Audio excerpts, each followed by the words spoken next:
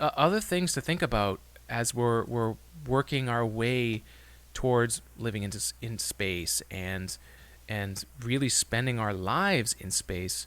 Not only is the information, the things that you're going to troubleshoot, really important to bring with you.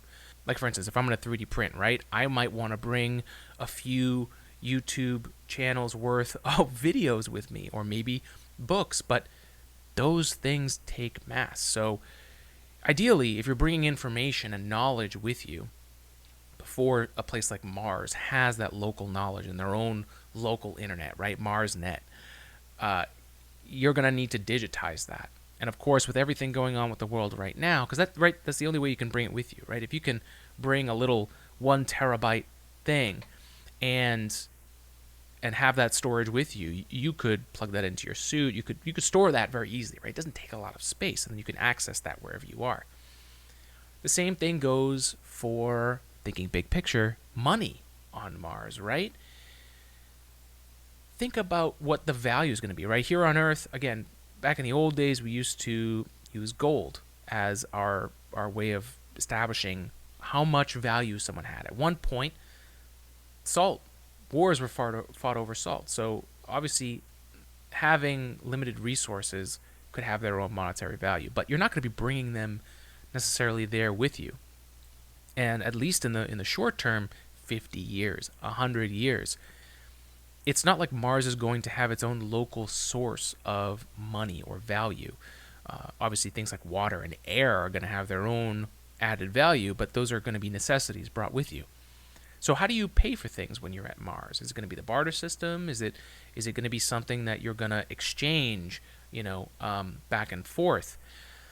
Well, it seems like a very easy way to of something that we have today that can be implemented on Mars is cryptocurrencies and electronic currencies, NFTs, things like that. Although NFTs, I don't know how much value they'll really have there. But the idea of this digital currency, right? If you're thinking about the mass problem of space, we're not going to just magically solve the ability to send infinite mass whenever we want, right? It's going to be a challenge that's going to be there for a long time. That's why Starship still plays by the rules of sending stuff into mass. We would just be able to send more mass. Something similar to what we did with the Apollo program, where we were able to launch the service module and the landing module into space and then send that spacecraft to the moon. We're going to need something like that for Mars and the moon. So minimizing the needed mass is important. So let's think about it, right? One of the things that we've been running with, because I'm still learning about NFTs and cryptocurrency and all of those things, and by no means am I an expert, and I am as a non-expert exploring the ideas with a scientific mindset. And what do I mean by that?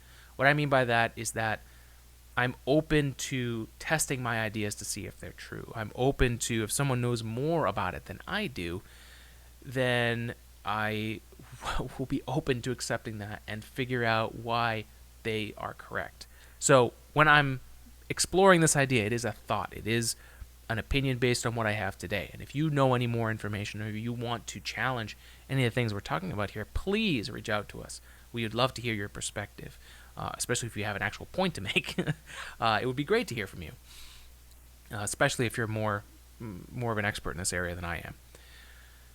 So with a cryptocurrency, we listened recently to the third interview of Elon Musk on Lex Fridman's show, and Lex asked an interesting question about like cryptocurrencies in space, and one of the first things I thought was it seemed obvious when something like Dogecoin or Bitcoin came into the picture, and the whole hashtag to the moon thing with Dogecoin.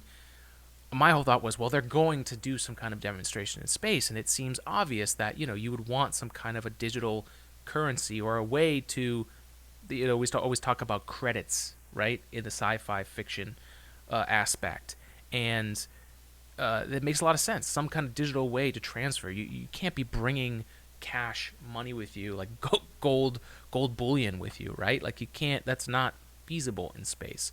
So there is going to be some digital aspect of it. But Elon Musk brought up an interesting point that the way some cryptocurrencies work is that they will verify as a network to make sure that a certain coin or a certain item like an NFT is verified. So there's a check to make sure that the ledger is always correct, that an in and out process is being tracked, and that it is actually the thing that it says it is. And you get consensus from everything else verifying that it is that, and you're able to operate. On Earth, on a local internet, that is a very easy thing to do because it travels at the speed of light. It's traveling short distances. So that transactional process happens relatively quickly. What happens if you increase that distance to the moon or to Mars? That ability to self-check now needs to travel that whole distance. And so now cryptocurrencies become slow if you're trying to use an Earth-based cryptocurrency on Mars. So it seems like the natural progression of things would be that Mars will eventually have its own Mars coin. And we know that James Burke has talked about this, and I know they're working, the Mars Society, they've definitely been discussing this idea of a digital coin for Mars.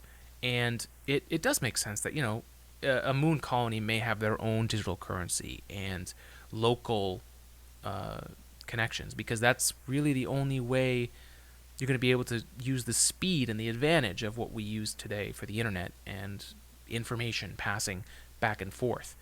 So it's an interesting thought to think about, right? Of like what could a localized cryptocurrency for Mars do for not only the lifestyle on Mars, right? If you're buying goods, supplies, resources, whatever else may come from the first people living on these other planetary bodies, but also for the independence of a place like Mars, right? Let's say, you've got shows like The Expanse and other science fiction shows where Mars and Earth are kind of always pitted against each other, like Earth is looking down on the Martians and things like that. Well, having the limitation of requiring a localized cryptocurrency, let's say, or digital currency for Mars might actually help towards making so that Mars is independent of Earth, right? So that Mars, other than resources like water and those things, at least from a financial aspect, you could keep those two economies separate. Mars will obviously have its risk of limited resources. That will always be a problem. But it seemed like an opening, something I had never even considered before, which is that if you're going to go to the moon and if you're going to go to Mars and you live there, you're going to need to pay for things.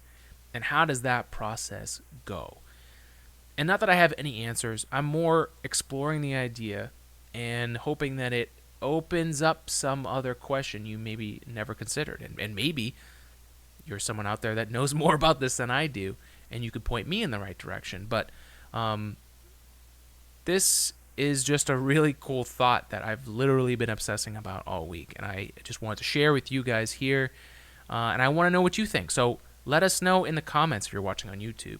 Reach out to us on social media. DM us on Instagram, on Twitter.